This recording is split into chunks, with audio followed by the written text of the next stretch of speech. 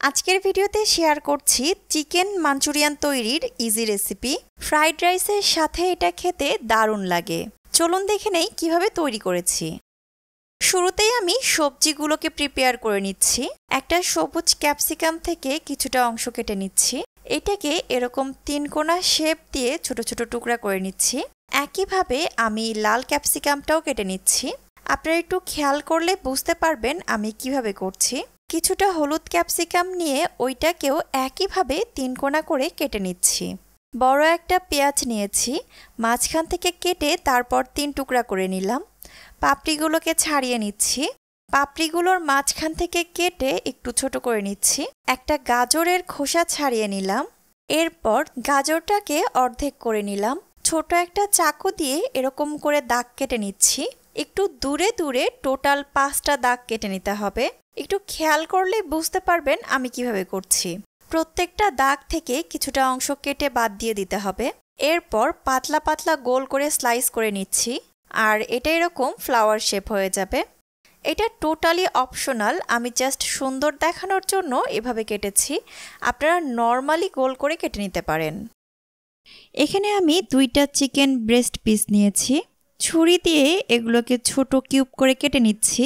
মাংসের মাঝে দিয়ে দিচ্ছি 1 টেবিল চামচ পরিমাণ লাইট সয়া সস, 1/2 চা চামচ পরিমাণ আদা বাটা, 1/2 চা চামচ পরিমাণ রসুন বাটা, 1/2 চা চামচ পরিমাণ লবণ, 1 চা চামচ পরিমাণ লাল মরিচের গুঁড়া, 1/2 চা চামচ পরিমাণ কালো গোলমরিচের গুঁড়া, 1 ফালি লেবু নিয়ে রসটা ভালোভাবে চিপে দিয়ে দিচ্ছি। মশলার সাথে মাংসটাকে খুব ভালোভাবে মিক্স করে নিচ্ছি।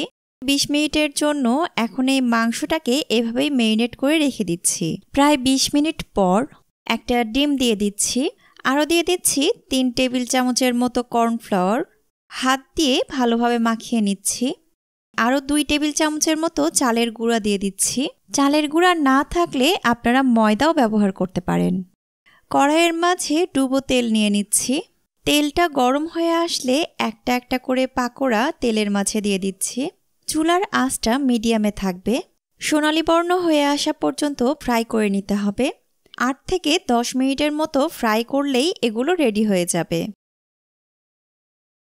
তেলটাকে আলাদা করে রেখে দিয়েছি। ওই একই পাত্রের মাঝে আমি 2 টেবিল চামচ পরিমাণ বাটার নিয়ে নিচ্ছি। বাটারটা গলতে শুরু করলে 1 টেবিল চামচ পরিমাণ মিহি কুচি করা রসুন দিয়ে দিচ্ছি। সাথে দিয়ে দিচ্ছি 1 চা চামচ পরিমাণ মিহি কুচি করা আদা। আদা রসুনটা 2-3 মিনিটের জন্য ভেজে নিয়ে এর মাঝে আমি সবজিগুলো দিয়ে দিব। এখানে 1/2 কাপের মতো গাজর আছে। পেঁয়াজের পাপড়ি দিয়ে দিচ্ছি 1/2 কাপের মতো। একটু নেড়ে নিচ্ছি। এই রান্নার শুরু থেকে শেষ পর্যন্ত চুলার আঁচটা হাই হিটে থাকবে।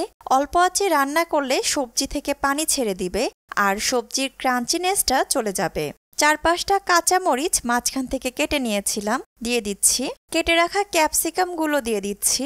3 কালারের ক্যাপসিকাম মিলিয়ে মোট 1 কাপ আছে। কালারফুল দেখানোর জন্য আমি 3টা কালার ব্যবহার করেছি। 1-2 মিনিটের জন্য সবজিগুলোকে একটু ভেজে নিচ্ছি। 1/2 চা চামচ পরিমাণ কালো গোলমরিচের গুঁড়া দিয়ে দিলাম। আবারও একটু নেড়ে নিচ্ছি। 1/2 চা চামচ দিয়ে দিচ্ছি চিলি ফ্লেক্স। আপনারা ঝালটা কম খেতে চাইলে চিলি ফ্লেক্সটা অ্যাভয়েড করতে পারেন। 2 টেবিল চামচ পরিমাণ লাইট সয়া সস দিয়ে দিলাম। ডার্ক সয়া সস হলে 1 টেবিল চামচ দিলেই চলবে। 2 টেবিল চামচ পরিমাণ টমেটো সস দিয়ে দিচ্ছি। নাড়ানি দিয়ে নেড়ে সবকিছুকে ভালোভাবে মাখিয়ে নিচ্ছি। 1 টেবিল চামচ দিয়ে দিচ্ছি ওয়েস্টার সস। চেষ্টা করবেন সবগুলো সসই ব্যবহার করতে, এতে করে চিকেন মাঞ্চুরিয়ানের টেস্টটা বেটার আসবে। 1/2 কাপের মতো পানি দিয়ে দিলাম। আপনাদের কাছে ভেজিটেবল স্টক অথবা চিকেন স্টক থাকলে ওইটা ব্যবহার করতে পারেন। 1 চা চামচ পরিমাণ চিনি দিয়ে দিলাম। চিনিটা সসের ট্যাঙ্গিনেসকে ব্যালেন্স করবে। নাড়ানি দিয়ে একটু নেড়ে নিচ্ছি। ভেজে রাখা চিকেনগুলো দিয়ে দিচ্ছি। নাড়ানি দিয়ে নেড়ে ভালোভাবে সবকিছুকে মাখিয়ে নিচ্ছি। 1/4 কাপ পানির মাঝে 1 টেবিল চামচ পরিমাণ কর্নফ্লোর আগে থেকে গুলিয়ে রেখেছিলাম, ওইটা দিয়ে দিচ্ছি। নাড়ানি দিয়ে একটু নেড়ে নিচ্ছি। আমি একটু লবণটা টেস্ট করেছি, আমার কাছে মনে হয়েছে সামান্য পরিমাণ প্রয়োজন আছে। আপনারা অবশ্যই লবণটা চেক করে তারপরে দিবেন, কারণ সসের মাঝেও লবণ থাকে আর চিকেন ম্যারিনেটের সময়ও আমি লবণ ব্যবহার করেছি। নামানোর আগে 1 ফালি লেবু নিয়ে রসটা ভালোভাবে চিপে দিয়ে দিচ্ছি। একটু একটু নেড়ে নিয়ে চুলা থেকে নামিয়ে নিচ্ছি। গরম গরম সার্ভ করছি ভীষণ মজার চিকেন মাঞ্চুরিয়ান। উপর থেকে কিছুটা ভাজা তিল ছড়িয়ে পরিবেশন করছি। আজকের ভিডিওটা আপনাদের কাছে কেমন লেগেছে তা অবশ্যই কমেন্ট করে জানাবেন। আমার চ্যানেলে বেশ কয়েক ধরনের ফ্রাইড রাইসের রেসিপি আছে, চাইলে সেগুলো দেখে নিতে পারেন। আর নতুন ভিডিও মিস না করতে চাইলে চ্যানেলটি এখনই সাবস্ক্রাইব করে নিন। আজকের মতো এখানেই বিদায় নিচ্ছি। আল্লাহ হাফেজ। চিকেন পাকোড়া থেকে ওই চিকেনের অংশটা এখানে বসাতে হবে।